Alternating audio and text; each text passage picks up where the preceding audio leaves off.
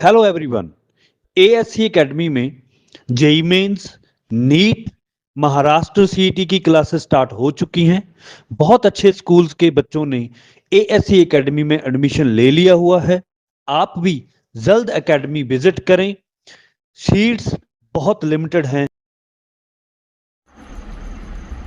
तमाम ही मुकर्रिर हजरात ने आपको मुकम्मल और तफसील बात आपके सामने रखी है, मैं उसको रिपीट नहीं करना चाहूंगा। लेकिन आप लोगों को मुबारकबाद देता हूं कि आप लोग, हमको नहीं लगता था, मुझको 5 बजे तक भी नहीं लग रहा था कि कॉन्फ्रेंस कामयाब होगी। आप लोग इतने बेदार हो गए, लेकिन अल्लाह का करम है, आप लोग जो बेदार हुए हैं, आपको वक्फ बोर्ड का जो बिल आया है, काला कानून आया है, आप उसको समझ चुके हैं, इसलिए आप बेदार हैं। आपको फिक्र है। और आज हम यहां पर सर चढ़कर बैठे, आप लोगों को मालूमात दी गई, आप लोग यहां से मालूमात लेकर जाएंगे। मैं आपसे वादा करता हूं, आप लोगों को यकीन दिलाता हूं, माइनॉरिटी डिफेंस कमेटी की जानिब से कि कॉन्फ्रेंस खत्म हो जाएगी। हमारे कई साथियों ने कहा कि ऐसा ना हो कि ये आज कॉन्फ्रेंस खत्म हो जाएगी, उसके बाद ये सिलसिला बंद हो जाएगा। मैं हम तमाम जिम्मेदारों को भी यकीन दिलाता हूं, आप लोगों को भी यकीन दिलाता हूं कि यहां से जाने के बाद, चाहे वो 5 जिले के हो आप लोग, या महाराष्ट्र के जिन लोगों के मस्जिद के मसाइल हो, मदरसे का मसला हो, दरगाह का हो, खानकाह का हो, कब्रस्तान का हो, ईदगाह का हो, या वक्फ की हमारी प्रॉपर्टी का मसला हो, अगर आपको लगता है कि हमारी मदद लेना है, तो आप आधी रात को हम लोगों को याद करो। हम आपके जाना बचाना, आपके मसाइल हल करने के लिए आपके गांव तक, आपके शहर तक इंशाअल्लाह जरूर आएंगे। ये यकीन हम लोग आप दिलाते हैं। मुझे पता है कि वक्फ बोर्ड के ऑफिस में जब आप लोग जाते हैं, सब थक चुके हैं। कई यहां पर बैठे कई साथी होंगे, सिर्फ वहां जाना है, तारीख लेना है, आना है, कोई काम वहां पर नहीं होता। लेकिन मैं आपको यकीन दिलाता हूं कि हम लोग सियासी लोग हैं, समाजी लोग हैं, और आप लोगों से जो काम आप नहीं ले सकते हो, वो काम हम बहुत अच्छी तरीके से ले सकते हैं। ये बात आप नोट करो। जरूरत पड़ने भी तो हमारा काम अगर अंदर के ऑफिस में नहीं हुआ, तो हम गेट पे बैठ जाने वाले लोग, हम तो ऐसे लोग। तो आपको यकीन दिलाता हूं कि आप लोग जो भी काम लाएंगे, हम आपके साथ आइंदा भी खड़े रहेंगे इंशाअल्लाह। आप लोगों का साथ रहा तो हम लोग ये लड़ाई को आगे तक इंशाअल्लाह लड़ते रहेंगे आप लोगों के लिए, इस बात का मैं यकीन दिलाता हूं। आज मुझको ये मंच मिला, मुझे कुछ चंद बातें बोलना है। आज मैं यहां कोई सियासी हैसियत से नहीं खड़ा हूं। यहां अलग अलग पार्टियों को, अलग अलग विचारधारा को मानने वाले लोग भी मौजूद हैं। लेकिन मैं एक एमएलए रह चुका हूं 5 साल। मेरा अपना तजुर्बा मैं आपके सामने रखना चाहता हूं। मैं 2014 से 2019 तक मैं एमएलए, उस वक्त भी बीजेपी की सरकार थी, और उस वक्त भी मुसलमानों के मसाइल असेंबली के अंदर उठाने का काम मैंने किया। यह महाराष्ट्र जानता, मेरा शहर जानता है। और उस वक्त की मैं बात बोल रहा हूं कि वक्फ के ताल्लुक से मैंने असेंबली के अंदर सवाल रिकॉर्ड पर मौजूद है। उस वक्त एकनाथ खड़से साहब माइनॉरिटी के मिनिस्टर थे। बीजेपी की हुकूमत, कोई भी मुस्लिम एमएलए, कोई भी मुस्लिम मिनिस्टर उस सरकार में नहीं था। उस वक्त मैंने सवाल किया कि महाराष्ट्र के अंदर वक्फ की कितनी प्रॉपर्टी है, कितने एकड़ है। जवाब आया था और एकनाथ खड़से साहब ने असेंबली हाउस के अंदर खड़े रहकर कहा था कि महाराष्ट्र के अंदर तकरीबन अंदाज 1 लाख एकड़ मुसलमानों की है, वक्फ की प्रॉपर्टी है और वो मुसलमानों की प्रॉपर्टी है। ये जवाब माइनॉरिटी मिनिस्टर को उस वक्त था। दूसरा सवाल मेरा था कि अतिक्रमण कितने में हुआ है, तो दूसरा सवाल का जवाब यह था कि 70,000 एकड़ जमीन के ऊपर अतिक्रमण इस महाराष्ट्र के अंदर। ये रिकॉर्ड की मैं बात बोल रहा हूं जो महाराष्ट्र के असेंबली के रिकॉर्ड पर मौजूद है। उसके बाद हमने सब बहस हुई, हमने कहा अतिक्रमण कब निकलेगा। उन्होंने कहा कि हम एक वक्फ बोर्ड को फंड देंगे, अधिकारी देंगे, अतिक्रमण निकालेंगे। बातें तो बहुत होती है लेकिन उस पर अमल नहीं होता, उस पर अमल नहीं होता। माफ करना, मैं कुछ बातें बोलूं, हो सकता है किसी को बुरा लगे तो मैं माफी चाहता हूं, लेकिन सच्चाई है। ये पिछले 5 साल जो हुकूमत, अलग अलग पार्टियों ने हुकूमतें की, मैंने महाराष्ट्र वक्फ बोर्ड ऑफिस के अंदर माहिती अधिकार लगाया, मैंने खुद। और बाबा सिद्दीकी साहब, अल्लाह उनको जन्नत नसीब करे, उन्होंने भी आदमी लगाकर लगाया। हमारी बातचीत हुई मुंबई में और हमने सवाल पूछा, माहिती अधिकार लगाया कि इन 5 सालों के अंदर महाराष्ट्र वक्फ बोर्ड ने कितने ठहराव मंजूर किए, कितनी तजवीज मंजूर किए, कितनी जमीनें छोड़ी है और कितनी जमीनें नहीं छोड़ी है। आज तक कोई जवाब नहीं आया, आज तक माहिती अधिकार का जवाब नहीं आता। लेकिन मुंबई के एक बड़े उद्योगपति को, मशहूर उद्योगपति को जमीन छोड़ दी जाती है, ऐसी तजवीज पास कर दी जाती है। सवाल यह है, कायदा तो अभी बना, मरकजी हुकूमत ने कानून तो अभी बनाई, लेकिन उस वक्त वक्फ बोर्ड था, कायदा नहीं बना था। मिनिस्टर मुसलमान, वक्फ बोर्ड चेयरमैन मुसलमान, वक्फ बोर्ड सीओ मुसलमान, वक्फ बोर्ड के तमाम ही मेंबरान मुसलमान, एमपी भी मुसलमान मेंबरान रहते हैं, एमएलए भी रहते हैं और अलग अलग कैटेगरी की भी, कोई हिंदू नहीं। फिर क्या वजह है कि उस वक्त भी एक उद्योगपति को करोड़ों की जमीन छोड़ दी गई मुसलमानों की, और ना जाने महाराष्ट्र के अंदर ऐसी कितनी जमीनें तजवीज पास करके छोड़ दी गई। कोई सवाल करने वाला नहीं है, और अगर कोई सवाल करता भी है, मालूमात मांगता भी है, तो उसको जवाब नहीं मिलता। मैं आज कुछ देर के लिए, मैं सियासी नहीं हूं, मैं हैसियत मुसलमान, आप भी सोचिए कि हर पार्टी में, उस वक्त की बॉडी में महाराष्ट्र की ऐसी कोई भी पार्टी बची हुई नहीं थी जिनका वक्फ बोर्ड के अंदर मेंबर नहीं था। वक्फ बोर्ड के अंदर मेंबर नहीं था, ऐसा नहीं था। हर पार्टी के मेंबर, हर पार्टी के चेयरमैन, अपोजिशन का भी और रूलिंग का भी, एक हम्माम में सब नंगे थे। उसके बावजूद भी तजवीज पास हो जाती और मुसलमानों को धोखा मिलता। और ठीक है, स्टेज लगते तो अलग अलग बातें होती, दुआई दी जाती मुसलमानों की, एक अलग बात है, लेकिन मुसलमानों को धोखे में रखा जाता है।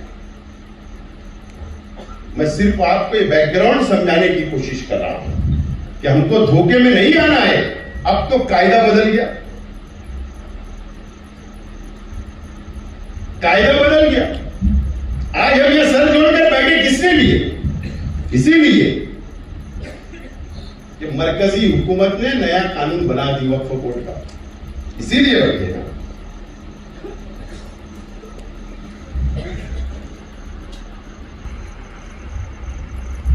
अगर हम बेदार नहीं हुए, मैं साफ तौर पर बोलना चाहूंगा, हो सकता है थोड़ी कड़वी हो, एक बाबरी मस्जिद को शहीद करने के लिए कई दिन की तहरीक थी, कई दिन की तहरीक थी। एक बाबरी मस्जिद के ऊपर कई वर्षों तक सियासत की गई, हिंदू मुसलमान को लड़ाया गया, लेकिन फिरका परस्त तंजीमों ने, फिरका परस्त पार्टियों ने बाबरी मस्जिद को शहीद कर दिया। आज हमको गम है, आज भी गम है, आज भी दुख है। ये कायदा जो आया है, ये कानून जो आया वक्फ बोर्ड का, कुछ बातें मैं खुलकर नहीं बोलना चाहता हूं। स्क्रीन के ऊपर जो आपको बताया गया, वो बात को आपको नोट करना है, नोट। मैं बार बार बोलता हूं कि हम सियासी भी है, वर्कर है, समाज। आज मैं जिम्मेदारी से बोलता हूं कि यहां बैठे हुए पूरे महाराष्ट्र के अंदर, पूरे मुल्कों के अंदर हम लोग पेपर के अंदर बहुत कमजोर हैं। मैं ढके छुपे अंदाज में बोल रहा हूं। पेपर हमको तैयार करना है, उसके लिए मेहनत करना है। अगर हम मस्जिद के ट्रस्ट बनकर बैठे हैं, अगर हम मदरसे के ट्रस्ट बनकर बैठे हैं, या मजहबी मुकामात के हम ट्रस्ट बनकर बैठे हैं, तो जिम्मेदारी हमारी बढ़ जाती है कि अपना वक्त निकालकर पेपर जमा करिए। कानून के दायरे में आना पड़ेगा, पेपर मजबूत करना पड़ेगा, और इसीलिए आज की कॉन्फ्रेंस ली जा रही है। अगर आप वक्त नहीं दे सकते, माफी के साथ बोलता हूं, तो किसी नौजवानों को आगे लाइए, उनको ट्रस्ट बनाइए और उनको बोलिए कि आप आगे आकर वक्त दीजिए। जब जाकर ये मसला हल होगा, जब जाकर ये मसला हल होगा। और नहीं तो हमको इस्तीफा दे देना चाहिए, हिसाब होगा, हमको भी हिसाब देना है। अल्लाह ना करे कि बुलडोजर की सियासत, मौलाना उमरान साहब ने कहा कि यूपी में क्या इस महाराष्ट्र के अंदर आ गया। आज बेदार होने की जरूरत है। यहां से जाने के बाद मीटिंगें लीजिए आप मस्जिद में, मीटिंग लेने के बाद अपने पेपर निकालिए, कहां हम कमजोर है, कहां हमारी जरूरत लग रही, कहां ये हमारे मंच पे बैठे हुए सब माहिर हैं, इनसे फोन करिए, राब्ता करिए, मालूमात लीजिए। हम वक्त देने के लिए तैयार है, लेकिन अल्लाह के वास्ते हम लोगों को खुशफहमी में नहीं रहना है।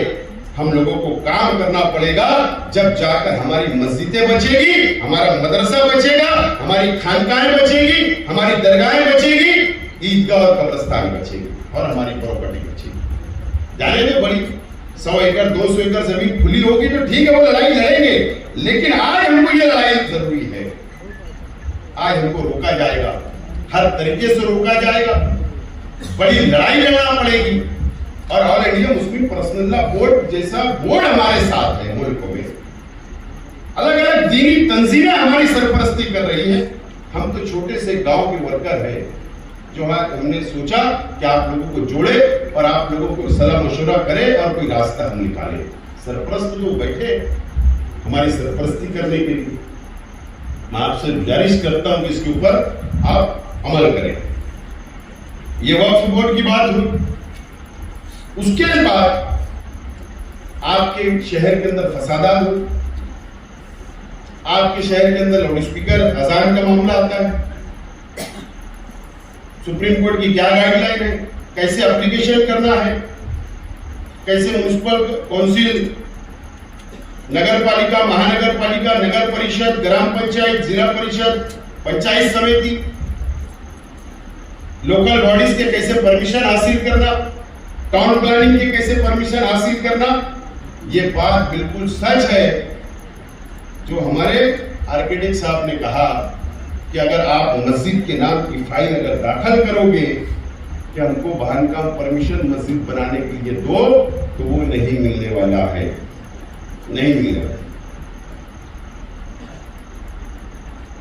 2004 के बाद 4 से लेकर 14 तक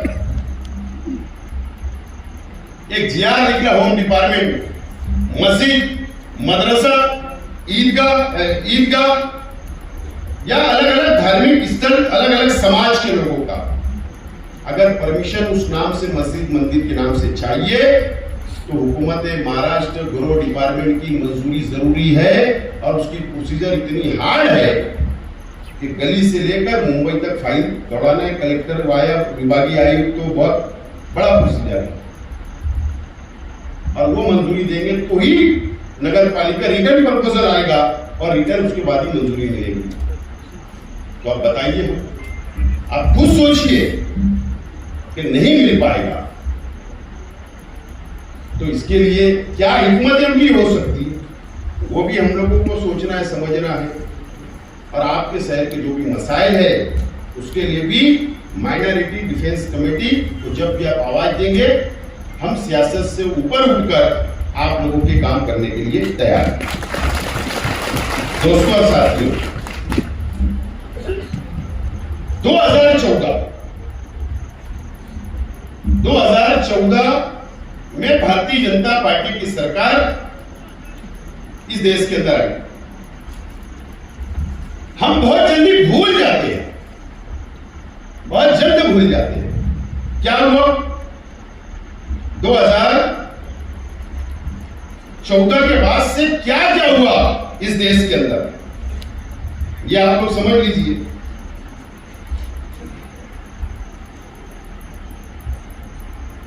ट्रिपल तलाक का बिल आया,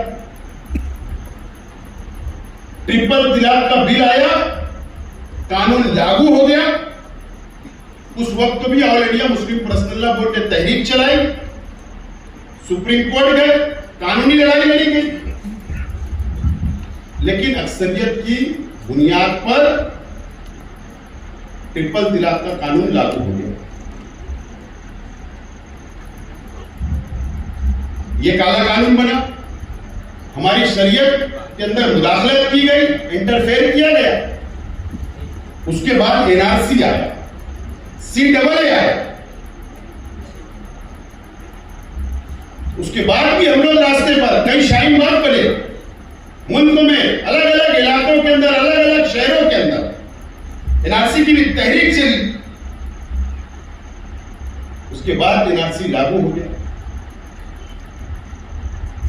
उसके बाद ही हम लोगों ने घबराकर, जज्बात में, सियासी लोगों से कांटेक्ट नहीं करते हुए एजेंट मार्फत पूरे मुल्कों के अंदर या मालेगांव जन्म दाखिला जरूरी है, जन्म दाखिला जरूरी है बनाना शुरू कर दिया एजेंट के भरोसे। आज सजा हम कर रहे हैं। ये काला कानून बना। अभी वक्फ बोर्ड का बिल आ गया, काला कानून बना। सामान्य नागरिक आया, उसका ड्रॉप वगैरह तैयार हुआ, बाद में कुछ पेंडिंग चल रहा है। वक्त वक्त के ऊपर धमकियां मिलती है हमको केंद्र सरकार से, क्या हाल में लागू करेंगे, ये कायदा आ जाएगा। और मैं आज इस तमाम जिम्मेदारान की मौजूदगी में, इस मीडिया की मौजूदगी में आप लोगों से मैं गुजारिश करना चाहता हूं। हमने हर काले कानून से लड़ा और लड़ते रहेंगे।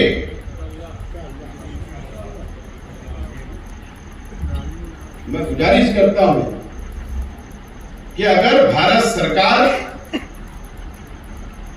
अगर जनगणना करा रही है, भारत सरकार इस साल से जनगणना शुरू कर रही है और जातीय न्याय जनगणना कर रही है। मेरी बात नोट करके जाओ, 5 जिले के लोग हैं, इसलिए मौका मिला बोल रहा हूं। जातीय न्याय जनगणना करेगी, यानी जो जनगणना आप इस देश के अंदर होगी उसके अंदर एक कॉलम ये भी होगा अपना जात का, अपना मजहब का, ये भी होगा।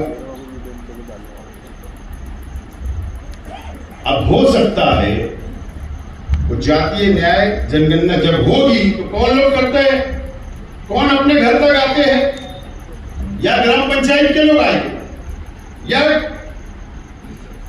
जिला परिषद के लोग आएंगे, या स्कूल के टीचर आएंगे, या गवर्नमेंट के ऑफिसर आएंगे, या कोई एजेंसी के लोग आएंगे। आमतौर पर हमको समझता नहीं कि फॉर्म कैसे भरना। वो आएगा, बैठेगा, कितने आदमी हैं, कितनी औरतें हैं, कितने बच्चे हैं, तुम्हारा धर्म क्या है, तुम्हारा मजहब क्या है, तुम्हारी जात क्या है, सब पूछेगा। आमतौर पर कम पढ़े लिखे लोग 4 का नाम बताएंगे, 2 का नहीं, 1 का नाम बताएंगे, 4 का नहीं, मालूमात कम देंगे। डाटा जब चला जाएगा और हो सकता है उसके बाद ये नया फितना लाए और उसके बाद फिर एनआरसी लागू करे। इसके लिए आज से बेदार होने की जरूरत है। जब वो जातीय न्याय जनगणना आएगी तो एक बेदारी मुहिम चलाना है, नौजवानों की फौज खड़ा करना है गांव-गांव में, देहात के अंदर, शहर के अंदर, और हमारे मुसलमानों की मदद करना पड़ेगी, मदद। और उसके बाद अगर हमने 100% इसके अंदर कामयाबी हासिल कर ली है, मैं मौलाना इमरान साहब से भी गुजारिश करूंगा कि all India personal law board और अलग अलग दीनी तंजीमें के भी जिम्मेदारान हैं, वो अपने अपने प्लेटफॉर्मों से पूरे मुल्क के अंदर ये तहरीक अभी से चलाए और एक टेप इस देश के अंदर अब ये बात हो ही जाए कि कौन से धर्म के कितने लोग हैं। कम से कम हमको 2 नंबर का सही वक्त तो कर देंगे बोलना, कम से कम इतना तो होगा जो 2 नंबर का सही हमको साबित करने की कोशिश आज की सरकारें करती है, कम से कम वो बंद हो जाएगा और कौन कितने करोड़ है इस देश के अंदर ये साबित हो जाएगा। और हमारी भी आंख खुल जाएगी, हमारी भी सियासी बेदारी आ जाएगी, हम ये सच फैसले कर सकते हैं सियासी कि कौन सी हुकूमत को बैठाना है और कौन सी हुकूमत को गिराना है, ये फैसला होगा। लेकिन उसके लिए अगर शेख आसिफ यहाँ भाषण करके अगर आपको मशवरा दे रहा है तो ऐसा चलेगा नहीं। शेख आसिफ को भी इसकी शुरुआत अपने घर से करना पड़ेगी और खुद निकलना पड़ेगा जब ये काम होगा। इसकी तैयारी आप आइंदा रखो, ये तैयारी आप लोगों को रखना पड़ेगा, जब जाकर हम हमारी कौम को हम बेदार कर सकते हैं और लड़ सकते हैं। और हम जो मालेगांव शहर के अंदर रहते हैं, रोज एक नई मुसीबत हमारे शहर पर आती है, मुसलमानों पे आती है, हमको तो आदत हो गई, हमको आदत हो गई। लेकिन 5 जिला, छोटे छोटे देहात, छोटे छोटे गांव, डरना नहीं है किसी से,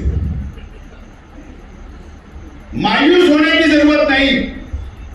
ये बीजेपी और आरएसएस हमारा कुछ कर नहीं पाएगी, कुछ नहीं कर पाएगी। मैं बोल रहा फिरका परस्त हुकूमत भी नहीं कर पाएगी। सिर्फ हमको कानून का सहारा लेकर चलना है। एक लीगल सेल मजबूत अगर हमने कर लिया तो हम हर लड़ाई इनसे कानून के दायरे के अंदर रहकर ये बीजेपी और आरएसएस से लड़ सकते हैं। मैं जिम्मेदारी से आपकी बात बोल रहा हूं, हमको तजुर्बा है।